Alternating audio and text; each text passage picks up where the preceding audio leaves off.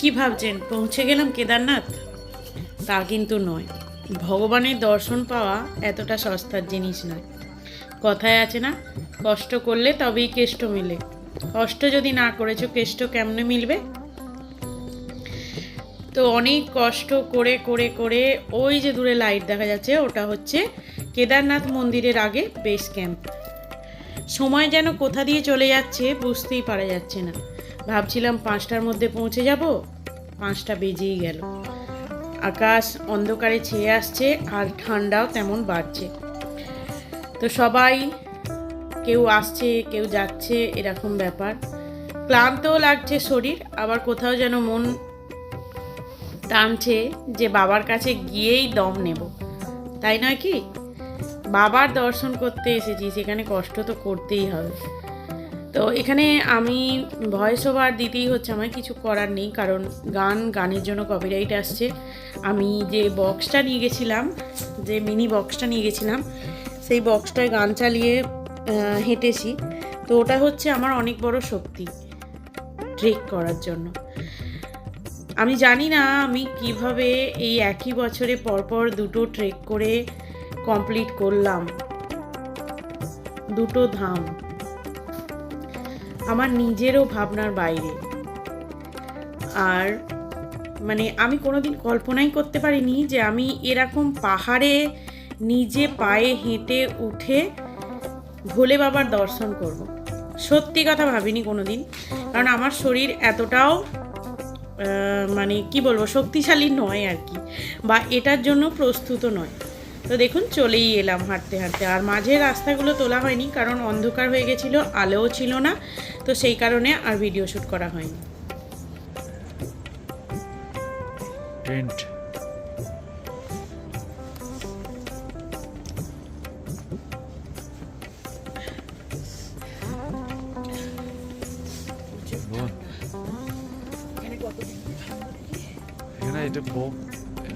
তো এখানে টেন্টে এসেছি, কারণ রুমের ভাড়া যা, আর ক্যাম্পে মানে যে ওই যে নিচে যে টেন্টগুলো বলে থাকা যাবে না। এখানে কি সুন্দর বিছানা দিয়েছে, প্লাস হিটার আছে, বাথরুম আছে, গিজার আছে, তারপরে এখানে ইলেকট্রিক কেটেল দিয়েছে, জল গরম করার সমস্ত কিছু আছে। ইটস কেদারনাথ -2। অমরনাথে শেষ নাগে অবধি শুধু 3 ছিল। ज़्यादा हो गई यार। दे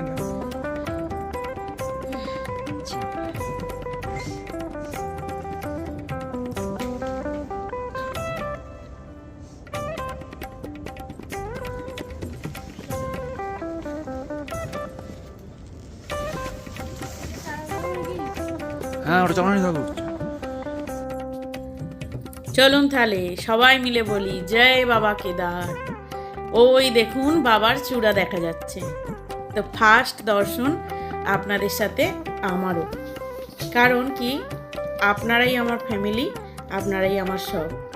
তাই আপনাদের সাথে দর্শনটা যদি না করি তাহলে কি হয়? আমিও যখন দেখব আপনাদেরকেও দেখাবো বলেইছিলাম। তাই ক্যামেরা অন করে, আমার চোখও অন করে আপনাদের সাথে দর্শন করলাম। তো এই দর্শনের যে অনুভূতি, সেটা হয়তো যারা গেছেন, যারা প্রথম দর্শন করেছেন, তারাই বোঝাতে পারবে, তারাই বলতে পারবে। আমার বলা বা আমার এই 6 ইঞ্চি স্ক্রিনে দেখানো এটা কোনো কিছুই না এটার কাছে। কারণ যখন গিয়ে প্রথম দর্শনটা করবেন না, শুধুমাত্র চোখ দিয়ে জলই বেরোবে, তাছাড়া আর কিছুই না। কারণ ভগবানকে পাওয়া এতটা সোজা নয়, ভগবানের দর্শন পাওয়াও এতটা সোজা কথা নয়। চারিদিকে পাহাড়, মাঝখানে বাবা বসে আছেন। তো এখন রাত হয়ে গেছে, এখন আমি দেখাতে পারছি না, কিন্তু আমি নেক্সট ভিডিওতে দেখাবো যে সকালের সৌন্দর্যতাটা কতটা। কেদারনাথ মন্দিরের চারিপাশটা যে কতটা সৌন্দর্যতা আপনাদের সকালবেলা আমি নেক্সট ভিডিওতে দেখাবো। আর এখানে আমি এই যে ভিডিও কলে কথা বলছিলাম, যারা যারা অপেক্ষায় বসেছিল যে আমার ফার্স্ট দর্শনটা তাদের সাথেই হবে, তো তাদেরকে ভিডিও কল করে না দেখালে আমার মনটাও শান্তি হচ্ছিল না। তো চলুন আবারও বলুন কমেন্টে প্লিজ জয় বাবা কেদার। যারা দেখছেন আমার ভিডিওটা একবার হলেও লিখুন কমেন্টে যে জয় কেদার।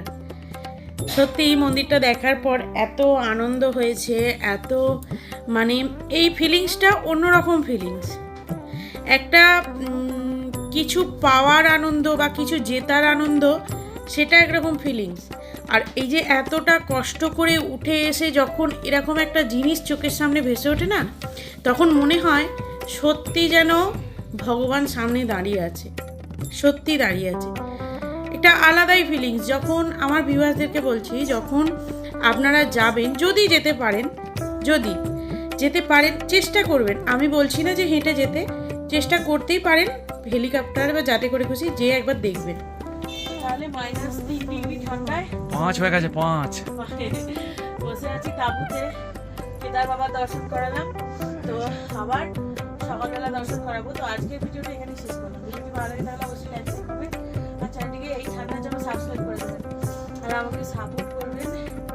যাই হোক, অনেক কষ্ট করে উঠেছি, 24 কিলোমিটার পথ হেঁটে, আর পুরোটাই চড়াই, কোনোখানে নিচের দিকে নামার কোনো কিচ্ছু নেই, পুরোটা উঁচুর দিকে, একদম টোটাল উঁচুর দিকে। 24 কিলোমিটার আমি রাস্তা আমরা তিনজন মিলে হেঁটে এসেছি, কোনো ঘোড়া নয়, কোনো কিছু নয়। তো এইভাবেই এসেছি আর কি। তো সবটাই হয়েছে কেদার বাবার কৃপায়, ভগবান ভোলেনাথের কৃপায়। যাই হোক, উনি সবাইকে ভালো রাখুন, সুস্থ রাখুন, এটাই চাই। আর আজকের ভিডিও এখানেই শেষ করি। চলুন তাহলে এই যে মাথায় টুপি সোয়েটার পরে শীত হচ্ছে, কারণ প্রচুর ঠান্ডা, -7-8 নেমে যাবে, 5 তো হয়েই যাবে, 6-6। আর এই যে ও এখান থেকে সরছে না, এই যে রুম হিটার দেওয়া আছে, এটা কি জানো? রুম হিটারই তো। হাত সেকছে, মাথাটা সরা একবার, মাথাটা সরা। এই যে রুম হিটার। আর আমার আর ফর্সা অবস্থা খারাপ, পুরো টেন্ট, কটেজ।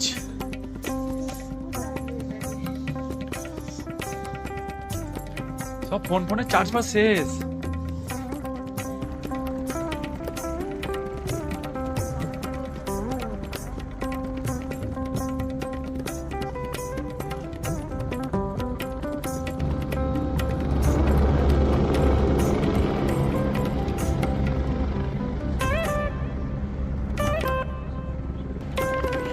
সাইড নিয়ে বেরিয়ে যাচ্ছে।